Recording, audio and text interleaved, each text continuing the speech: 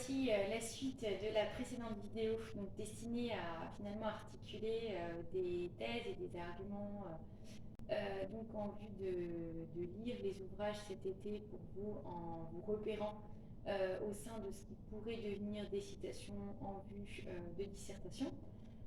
Donc je continue après les 5 points mentionnés précédemment avec encore d'autres points qui continuent à la fois d'un côté valoriser, dévaloriser l'enfance d'abord, puis la revaloriser. Pardon. Donc voilà pour les points 6, 7, 8, 9 et 10, ce que je propose, mais vous pouvez chercher d'autres encore rubriques par vous-même. Soyez créatifs dans vos lectures. On pourrait tout à fait opposer d'un côté une thèse qui valoriserait l'enfance à ce 6e niveau auquel nous sommes parvenus, qui défendrait que l'enfance doit être dévalorisée parce que l'enfance c'est le royaume de l'image, non de l'idée. Donc l'enfance c'est le royaume de l'imagination et non de l'esprit. Donc l'enfant est en effet incapable de s'élever à l'abstraction, au vrai, à la science véritable, hein, il ne fait que bricoler, donc sans forcément saisir ce qui fait en fait la valeur universelle d'une idée, au plan moral ou même au plan théorique.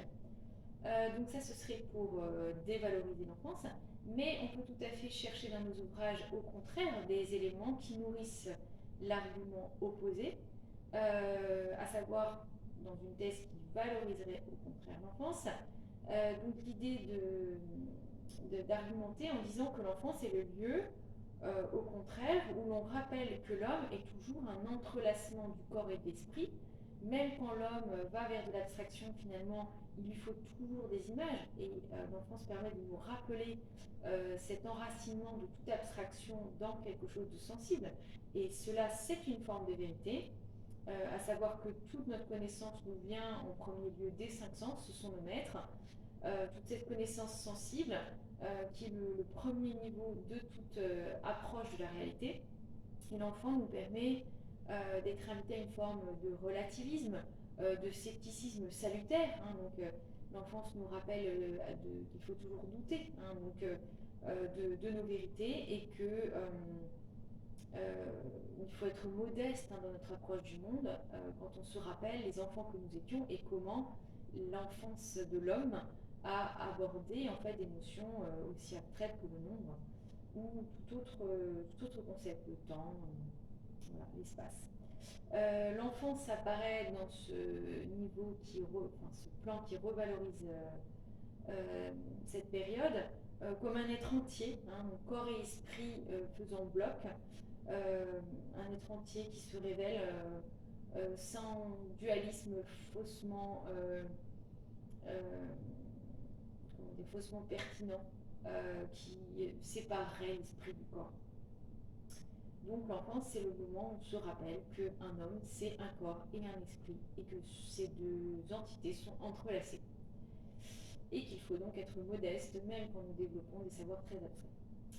Alors, 7e niveau, 7e point, pour dévaloriser à nouveau l'enfance, on pourrait défendre cet argument, à savoir que l'enfance est le propre d'un être enfermé dans son monde, donc un monde idiosyncratique. Hein, l'enfant est le seul à comprendre, puisqu'il donne des noms à ses jouets, il lui donne des règles que personne ne comprend à part lui-même.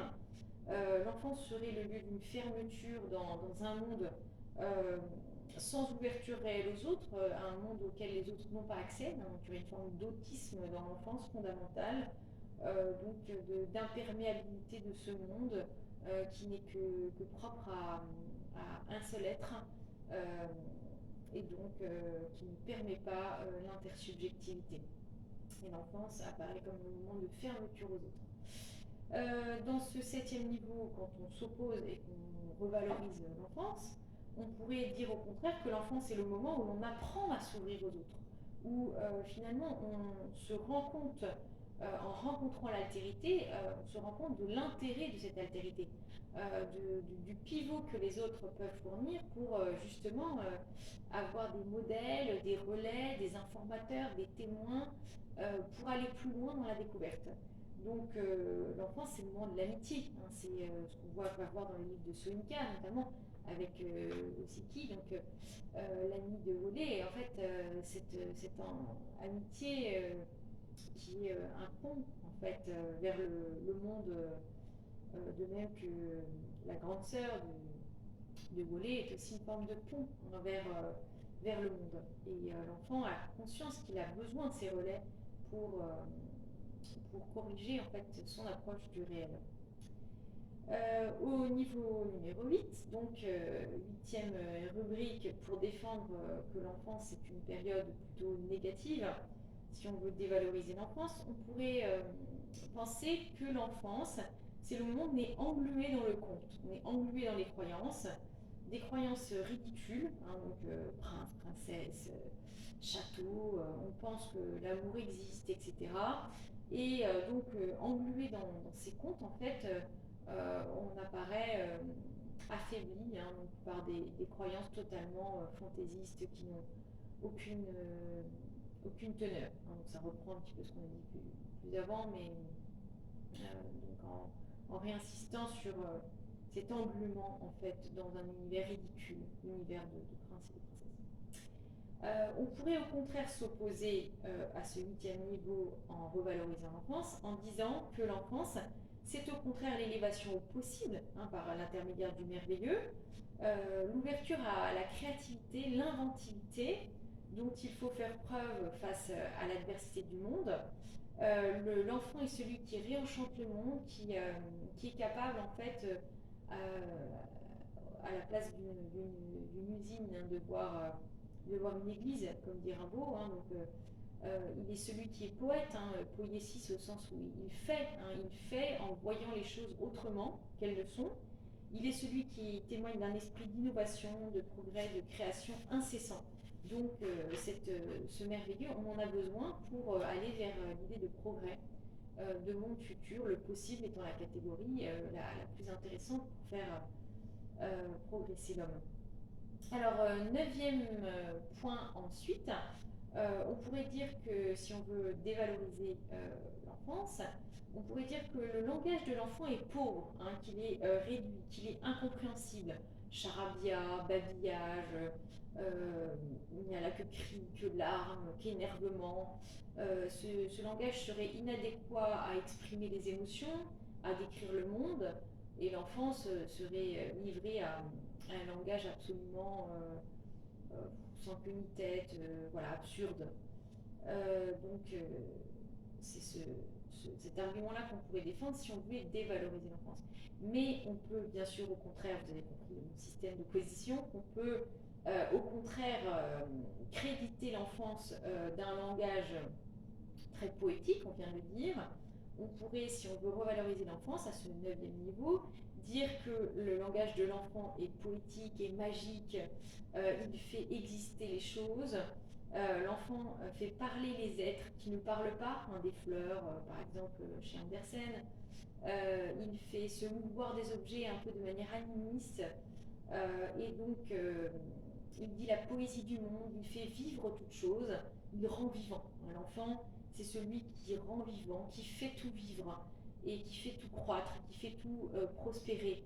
Et donc, bien sûr que ce n'est parfois pas adéquat à la réalité, mais ça élargit la réalité au plan symbolique, à d'autres niveaux, hein, donc, que le niveau du réel et de l'utile, qui apparaissent au contraire froid et voilà, bassement matériel. Alors, dixième point, si vous avez encore le courage pour cette structuration de thème, si on veut dévaloriser l'enfance à nouveau, on peut à ce dixième point dire que l'enfance, par conclusion de tout ce qu'on a dit, est une période sombre, maudite, d'où il faut sortir au plus vite, hein, où on est à la merci du monde et des adultes et de tous ceux qui nous en veulent et on ne peut pas être soi-même encore. On peut donc défendre, en plaçant un couperet sur l'enfance comme ce qu'il faudrait tuer en nous, que seul le monde adulte vaut la peine d'être vécu et que heureusement nous sommes des adultes, nous sommes heureusement sortis de l'enfance et nous ne voudrions pas revenir à ce moment de précarité intense, de dénuement. Voilà. Mais bien sûr, si on veut revaloriser l'enfance, pour conclure, on peut au contraire défendre que l'enfance est un Éden perdu, un paradis, qui éveille en nous une nostalgie infinie. On a envie de s'en souvenir sans cesse, parce que c'était un monde qui valait mieux, finalement, rétrospectivement, que la société hypocrite des adultes à laquelle on est parvenu. Donc c'est un moment, donc l'enfance, de ressources infinies pour affronter en fait la dureté de la réalité à laquelle le monde de l'adulte nous confronte. Et donc, ce serait l'enfance un moment de ressources, de revitalisation, où il faudrait replonger sans cesse, parce que c'était la meilleure période, hein. Et souvent, c'est dans l'intimité qu'on raconte tel ou tel épisode de l'enfance, nos Madeleines de Proust, etc., pour réenchanter le monde, même si on sait que cette période est révolue et que voilà, il faut faire face à la dure réalité du monde des adultes et que c'est un monde qu'on ne peut pas faire complètement revivre parce qu'il fallait en fait cette fraîcheur, cette innocence, cette irresponsabilité dont nous ne sommes plus capables justement une fois que nous sommes devenus des adultes. Alors j'espère que vous avez compris en fait ce que j'ai essayé de faire, c'est-à-dire d'avoir ces 10 rubriques si vous regardez les deux vidéos, qui permettent de donner des arguments pour défendre soit que l'enfance est une période maudite, comme on vient de dire, soit au contraire que c'est une période bénie. Et bien sûr que la vérité se situe sans doute entre deux, mais pour l'instant, ça peut valoir le coup de structurer en mode opposition pour en fait avoir des parties en fait, de dissertation. Vous comprendrez l'utilité après de cette structuration un peu binaire pour le moment.